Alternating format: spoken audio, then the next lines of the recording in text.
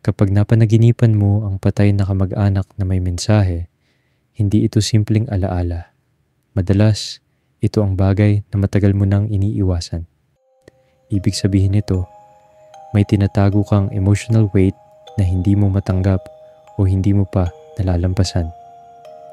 Lumilitaw ito kapag overloaded na ang isip mo at ang utak mo mismo ang nag-aanyong kamag-anak para pilitin kang harapin ang hindi mo kayang pag-usapan habang gising ka.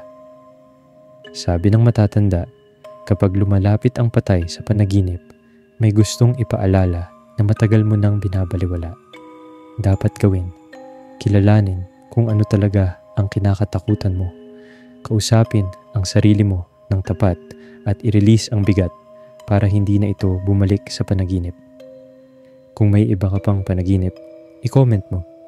Minsan, ang utak mo ang nagbibigay ng mensahe. Kahit ayaw mong marinig,